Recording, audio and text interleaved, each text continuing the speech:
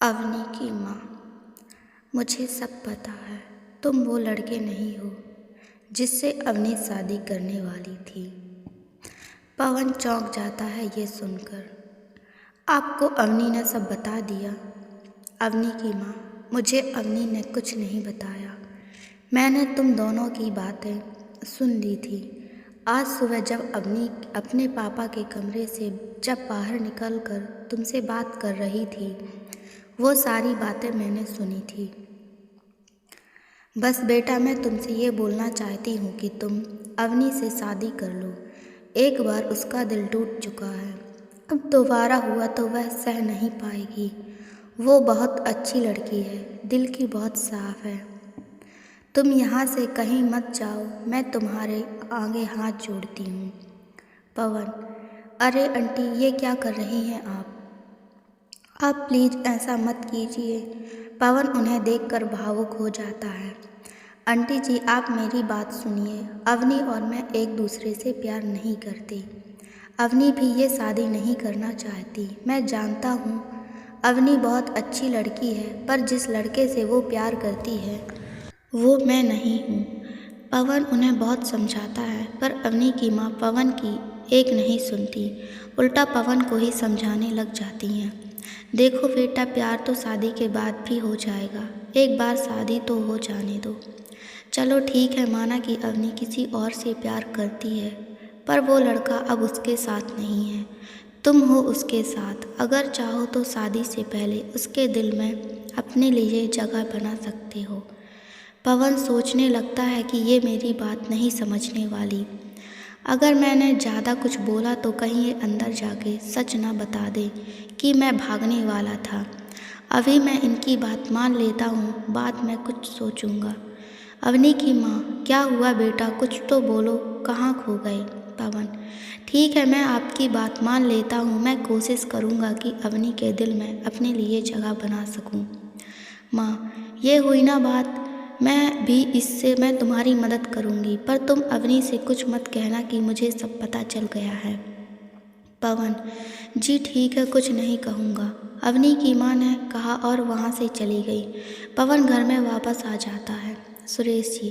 क्या बात है पवन बेटा, बड़ी जल्दी वापस आ गए? पवन जी, वो मेरे दोस्त को कुछ काम आ गया तो वो वहाँ से चला गया।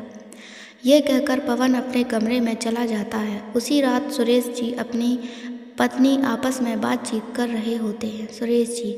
वैसे लड़के की नाक बहुत बड़ी है, दिखने में भी अच्छा है और कार भी है, अच्छा खासा कमा भी लेता होगा, और अगर राइटिंग में कुछ ना हो सका तो मेरा इतना बड़ा बिजनेस है, रुपेश के साथ संभाल लेगा।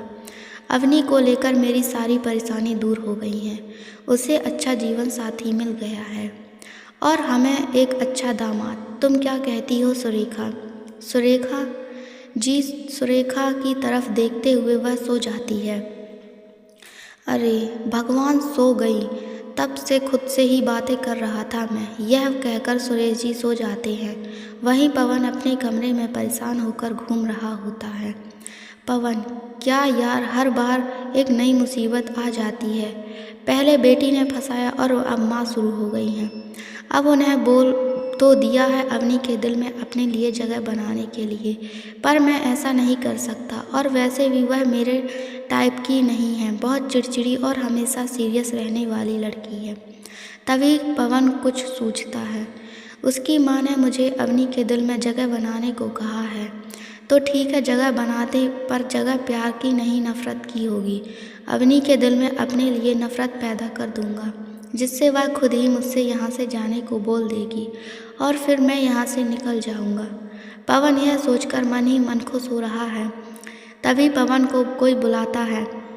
नीचे सब खाना खाने के लिए आपका इंतज़ार कर रहे हैं। पवन नीचे जाता है और साथ में खाना खाने की टेबल पर बैठ जाता है। सब खाना खा रहे थे, तभी बीच में अवनी के चाचा बड़े बोल पड़े। भाई साहब, आपको पंडित जी से मुहूर्त निकलवाना। सुरेश जी।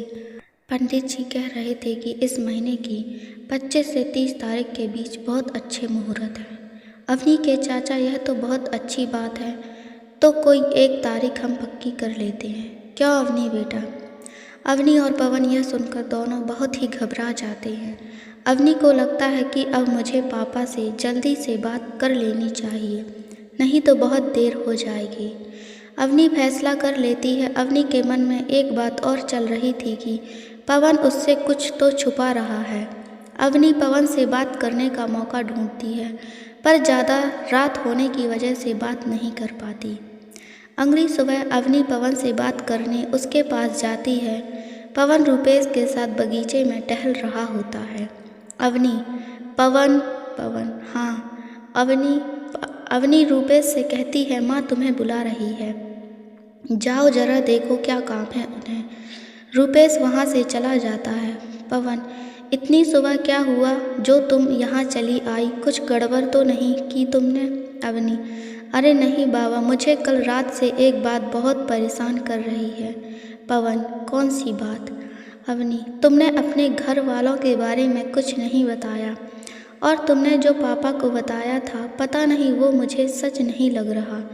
जिस तरह से कुश्ती की उसे देखकर लग रहा था कि तुम उसमें माहिर हो, तो बताओ क्या छुपा रहे हो तुम? पवन, मैंने तुमसे कुछ नहीं छुपाया, जो उस दिन सबके सामने बोला वही सच है, और कॉलेज के दिनों में 1-2 बार कुश्ती की थी, वही दिमाग में थी। पवन घबरा कर हिचकिचाते हुए जवाब देता है। अवनी, इतना पसीना क्यों आ रहा है तुम्हारे चेहरे पर? ऐसा लग रहा है जैसे मैंने कोई तुम्हारी चोरी पकड़ ली। पवन, चेहरे का पसीना?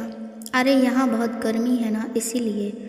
अच्छा, तुम्हें पीने की आदत तो नहीं है ना, या प्यार में दिल टूटने की वजह से दिमाग पर असर आ गया है, जो सुबह सुबह बहकी बहकी बातें बोली जा रही हो? मैंने कहा ना, जो बताया वही सच है। मैंने तुम्हें मना तो मानो, पर मेरा सर मत खाओ। पहले ही तुमने मुझे बहुत बड़ी मुसीबत में फंसा रखा है। मैं जा रहा हूँ, मुझे नहाना है, बाय। यह बोलकर पवन चला जाता है और अपने कमरे में जाकर गेट को बंद कर लेता है। उसे घबराहट होने लगती है। एक जगह बैठ जाता है और गहरी सोच में डूब जाता है।